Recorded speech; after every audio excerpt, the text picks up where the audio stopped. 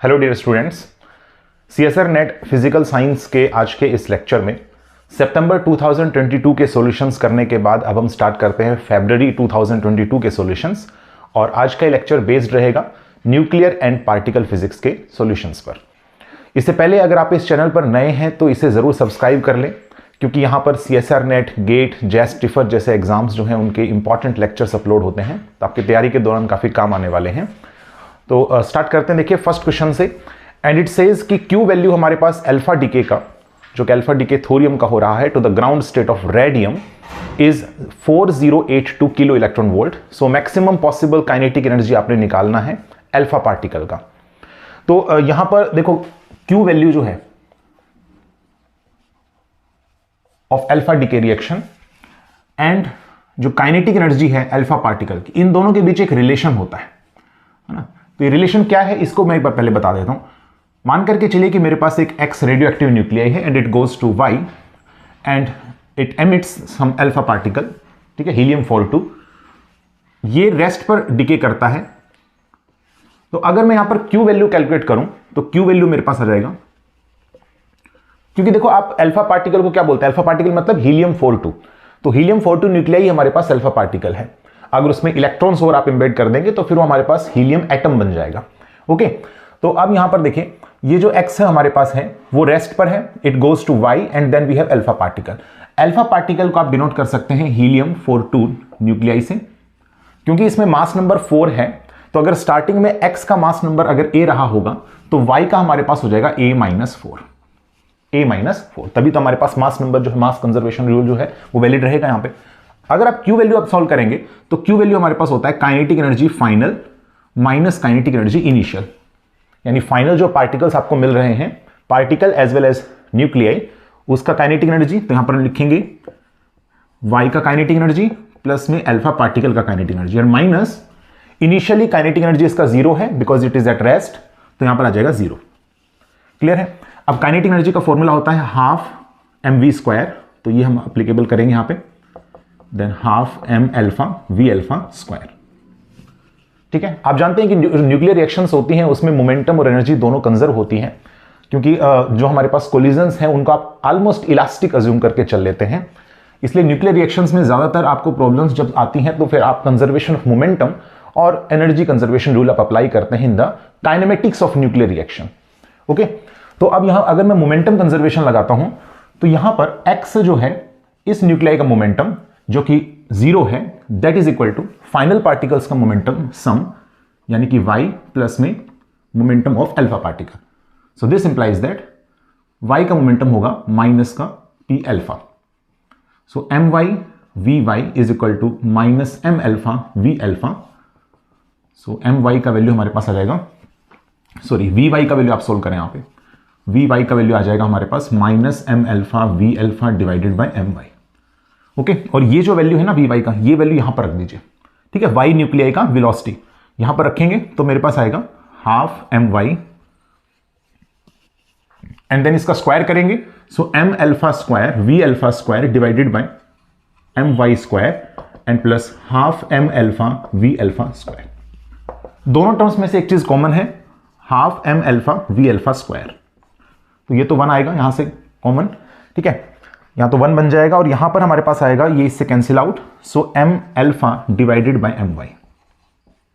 ठीक है, ये काइनेटिक एनर्जी है कंप्लीट अल्फा पार्टिकल की, तो हम k अल्फा लिखेंगे इसको, और उसके बाद 1 प्लस में अल्फा पार्टिकल का जो मास है, अल्फा पार्टिकल का जो मास है वो हमारे पास है 4 के इक्वल।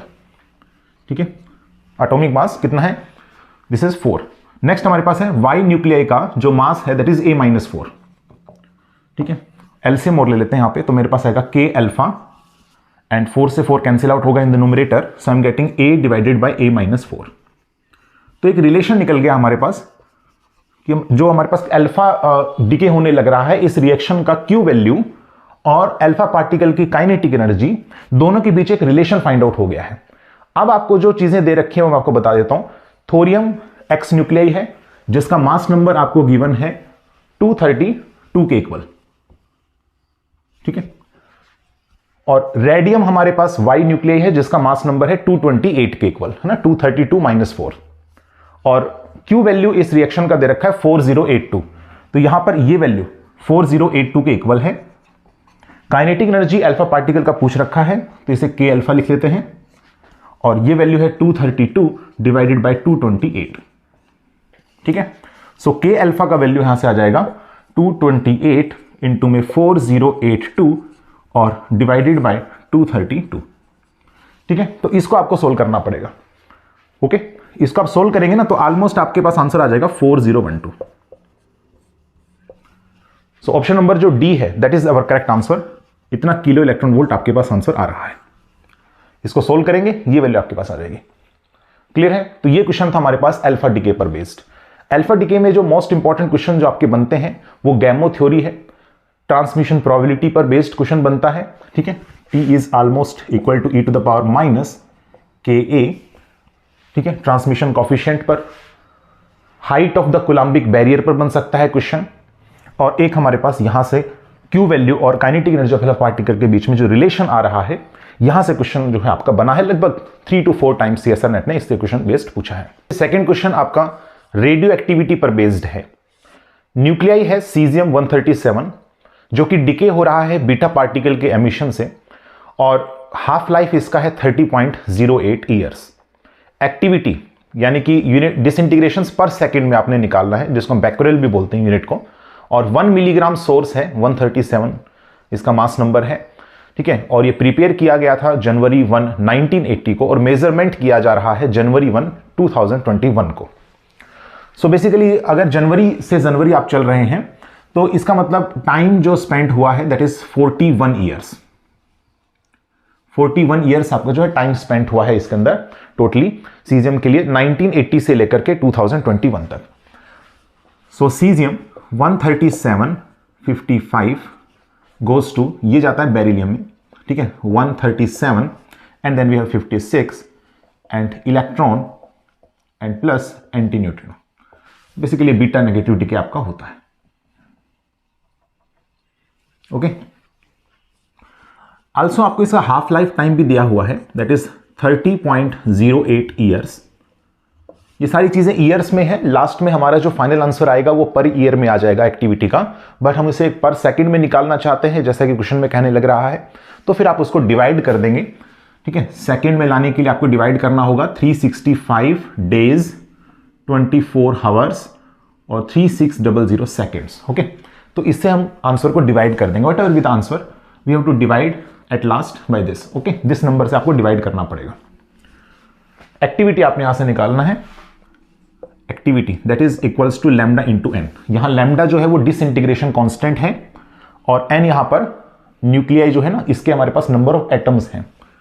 तो नंबर ऑफ एटम्स तो हमारे डिसइंटीग्रेट हो रहे हैं और एक्सपोनेंशियली डिसइंटीग्रेट होते हैं, डिके करते हैं, इसका वैल्यू होता है n is equal to n naught e to the power minus lambda T, because dn by dt ये एक्टिविटी हमारे पास प्रोपोर्शनल होता है n के, ठीक है, with the negative sign, decay हो रहे हैं ना इसलिए नेगेटिव साइन, ओके। तो यहां से जब आप दोनों तरफ में इंटीग्रेट करेंगे, n को एक तरफ ला करके टाइम को एक तरफ, तो आपके पास ये रिलेशन आ जाएगा, and then you put the relation here. So I am getting activity is equal to lambda and then I am getting n naught e to the power minus lambda T. But क्योंकि आपको यहां पर half life time given है, decay constant नहीं दे रखा है, तो इन दोनों के बीच में एक रिलेशन है, and the relation is lambda is equal to 0.693 divided by T half, okay. तो लैम्डा भी यहां से आपका कैलकुलेट हो जाएगा। टाइम गिवन है यहां पर 41 ईयर्स, एन नोड की वैल्यू रह गई है, तो ये डिपेंड करेगा कि सीजियम आपने स्टार्टिंग इनिशियल केस में कितना लेकर के चले थे। तो यहां कहता है 1 मिलीग्राम सोर्स लिया गया था। सो 1 मिलीग्राम सोर्स, अब देखो यहां पर इसका मास नंबर कितना है 137, इसका मतलब 137 ग्राम में, ठीक है, 137 gram of caesium contains Avogadro's number के इक्वल हमारे पास नंबर ऑफ एटम्स होंगे, and that value is 6.022 into 10⁻23, ठीक है। तो अगर मैं 1 ग्राम में निकालना चाहूं तो रिजल्ट मेरे पास आएगा Na डिवाइडेड बाय 137, ओके। और अगर 1 मिलीग्राम में निकालना चाहेंगे, सो 1 मिलीग्राम में आपके पास आ जाएगा 10⁻³ से आपको यहां पर जो है मल्टीप्लाई करना पड़ेगा। So the result is 6.022 into में 10⁻, यहां हो जाएगा 20 डिवाइडेड बाय 137। तो ये वैल्यू हमारे पास रही एन नोड की।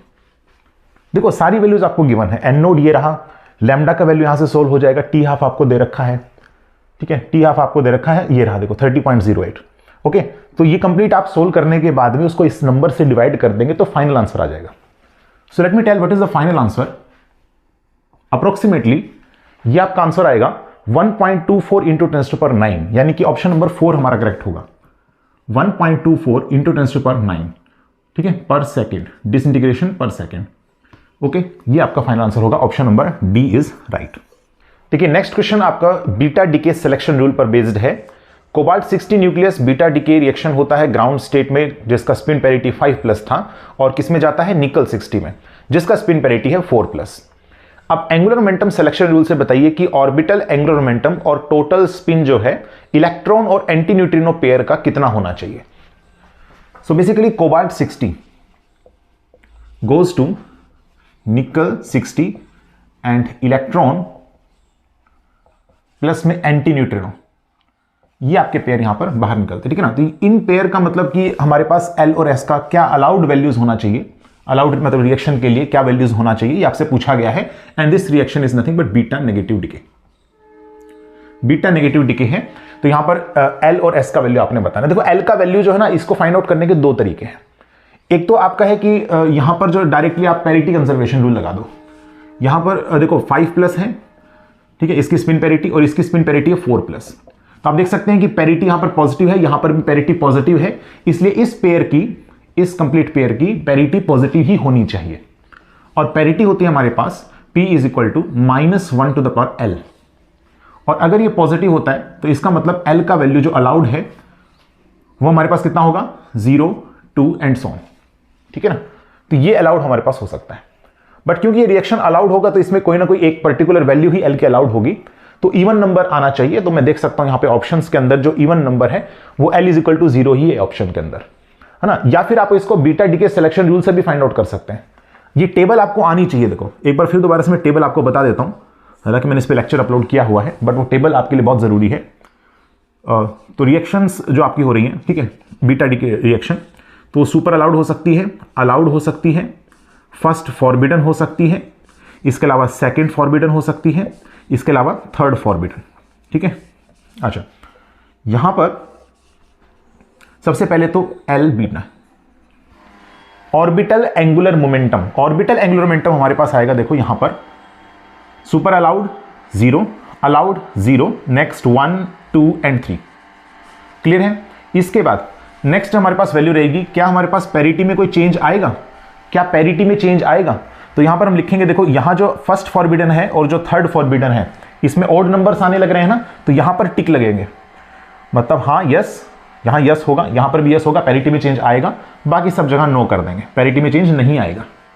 फिर इसके बाद नेक्स्ट आता है फेर्मी और गैमो टेलर, दो तरीके के यहां पर ट्रांजिशन होते हैं, फेर्मी और गैमो टेलर ट्रांजिशन। इसमें हमारे पास डेल्टा जे का वैल्यू कितना होगा, ठीक है, टोटल एंगुलर मोमेंटम, उसमें चेंज कितना होगा, तो वो वैल्यूज में लिख देता हूं 0, 0, 0, 0,1, फिर रिपीट करना है 0,1, फिर 1,2, फिर 2,3। यहां पर देखें तो 0,1,2, देन 1,2,3, देन 2,3,4, ये वैल्यूज आपके पास होते हैं, ठीक है। अगर आपको ये टेबल अच्छे से पता है तो फिर आप बीटा डीके सिलेक्शन रूल में कोई भी मिस्टेक नहीं करेंगे, ठीक है। अब इस क्वेश्चन को भी बात कर लेते हैं। इस क्वेश्चन में अलाउड रिएक्शन की बात कर रहे हैं ना, अलाउड रिएक्शन तभी हो सकती है जब हमारे पास एल की वैल्यू कितनी होगी, 0 के इक्वल। ओके, नेक्स्ट आ जाइए, इसके बाद है स्पिन की बात चलती है, स्पिन की बात चलते हैं ना। इलेक्ट्रॉन का स्पिन कितना होता है, हाफ के इक्वल, और एंटी न्यूट्रिनो का स्पिन कितना है, वो भी हाफ के इक्वल है। तो अगर मैं इस पेयर की बात करूं तो स्पिन कितना हो सकता है, स्पिन एंगुलर मोमेंटम कितना हो सकता है, स्पिन एंगुलर मोमेंटम हो सकता है हमारे पास S1 - S2 से लेकर के S1 + S2 इस पेयर का, यानी कि या तो 0 हो सकता है या फिर 1 हो सकता है, ठीक है। ये हमारे पास वैल्यूज पॉसिबल हो सकती है। अब इसका स्पिन कितना है, 4 है, ये कितना है, 0 और 1, तो कंबाइनली आपके पास 5 मिलना चाहिए यहां पे, ठीक है। तो अब देखो 4 अगर 0 के साथ कंबाइन होता है तो आपको 5 नहीं मिलेगा, जबकि अगर 4 1 के साथ में कंबाइन होता है तो आपको 5 मिल सकता है, ठीक है ना। 4 - 1 से लेकर के 4 + 1 तक, तो यानी वैल्यूज आपके पास आ गए 3, 4, 5, तो आपको 5 यहां पर मिल सकता है। यानी कि जो इस पेयर का है ना possible value spin angular momentum की कितनी होगी, 1 के इक्वल। तो L का वैल्यू तो 0 और S का वैल्यू कितना होगा, 1 के equal. So this is our final answer. Clear है, ये हमारे पास फाइनल आंसर हो जाएगा। So this is our last question, जिसमें हमें nuclear reaction given, elementary particle reaction आपको गिवन है, proton plus neutron goes to proton plus kaon plus some X particle, X हमारे लिए अननोन है। So proton plus neutron goes to proton plus kaon and then X particle. Okay, this is unknown for us. तो यहां पर कहता है कि जो बैरियन नंबर है, स्ट्रेंजनेस है और थर्ड कंपोनेंट ऑफ आइसोस्पिन है, इनका क्या क्या पॉसिबल वैल्यूज हो सकता है इस एक्स एलिमेंट्री पार्टिकल के लिए, यानी बैरियन नंबर, स्ट्रेंजनेस और जेड कंपोनेंट या third component of isospin. So Baryon number तो सिर्फ और सिर्फ बैरियंस के लिए डिफाइन होता है, मेसोन्स के लिए 0 होता है। स्ट्रेंज नंबर की अगर बात करें या स्ट्रेंजनेस की बात करें, तो स्ट्रेंजनेस कैओन्स और हाइप्रॉन्स के साथ एसोसिएटेड है, बिकॉज उसके अंदर हमारे पास जो स्ट्रेंजनेस क्वार्क आता है, स्ट्रेंज क्वार्क, वो इंक्लूडेड होता है क्वार्क कंटेंट में। भाई कैओन्स में आपने देखा होगा, कैओन्स का जब क्वार्क कंटेंट लिखा जाता है तो उसमें क्या होता है, स्ट्रेंज क्वार्क इंक्लूड होता है उसके क्वार्क कंटेंट में। दैट्स वाई उनका स्ट्रेंजेस्ट नंबर एग्जिस्ट करेगा, बाकी सबका 0 होगा। कैओन्स और हाइप्रॉन्स का एग्जिस्ट करता है। थर्ड कंपोनेंट ऑफ आइसोस्पिन, देखो आइसोस्पिन को इंक्लूड क्यों किया गया है, सिर्फ और सिर्फ न्यूक्लियॉन्स को डिफरेंशिएट करने के लिए इसको सबसे पहले इंट्रोड्यूस किया गया था। तो प्रोटॉन के लिए जैसे इसका वैल्यू हाफ होता है, न्यूट्रॉन के लिए इसका वैल्यू -½ होता है। ओके, तो अब देखो इस रिएक्शन में ये सब चीजें कंजर्व होनी चाहिए अगर ये अलाउड है तो। सो बैरियन नंबर, स्ट्रेंजनेस और थर्ड कंपोनेंट ऑफ आइसोस्पिन। सबसे पहले हम लिखते हैं यहां पे बैरियन नंबर इसके लिए। तो प्रोटॉन बैरियन है, ये भी बैरियन नंबर है हमारे पास, ये भी बैरियन है, ये मेसोन है। तो बैरियन नंबर इसका 1, इसका 1, इसका 1, इसका 0, क्योंकि मेसोन है। अब इसका कितना होगा तो ये आप बता सकते हैं, ठीक है, इसका वैल्यू कितना होगा 1 के इक्वल, तभी हमारे पास अलाउड होगा। ओके, नेक्स्ट देखो स्ट्रेंजनेस की बात करते हैं। ये बैरियंस हैं तो स्ट्रेंजनेस नंबर नहीं एग्जिस्ट करेगा। अगेन बैरियन है, नहीं एग्जिस्ट करेगा। ये मेसोन है और वो भी कैओन्स, तो इसलिए एग्जिस्ट करेगा कितना 1, ठीक है। और यहां पर कितना होगा ये हमें निकालना है, तो आप देख लीजिए यहां पर कितना होना चाहिए, -1। Okay, third component of isospin. So proton यानी न्यूक्लियन का वैसे आइसोस्पिन हाफ होता है, थर्ड कंपोनेंट निकालेंगे तो इसके लिए हाफ होगा थर्ड कंपोनेंट, और इसके लिए -½ होगा। दैट गोज टू यहां पर अगेन हाफ, फिर इसके बाद कैओन, तो K पॉजिटिव और K 0 ये अलग से लाई करते हैं ना हमारे पास, ठीक है ना, K पॉजिटिव और इसके अलावा हमारे पास K नेगेटिव, ठीक है। इसके लिए हाफ होगा, इसके लिए -½ होगा। In the similar way K 0, ठीक है, और K 0 बार, ठीक है, इसके लिए हमारे पास होगा हाफ, इसके लिए होगा -½ तो यहां पर हाफ हो जाएगा, तो इसका हमें निकालना है। अब देख लीजिए यहां पे कितना होना चाहिए, ये हमारे पास होना चाहिए -1, ठीक है। सो BS और I3 का वैल्यू कितना होगा 1, -1 और -1, ये वैल्यूज आपके पास आनी चाहिए। देख लेते हैं किस ऑप्शन में मैच कर रहा है। So option number B is right. Okay, तो ये क्वेश्चन हमारे थे न्यूक्लियर एंड पार्टिकल फिजिक्स में। Thank you.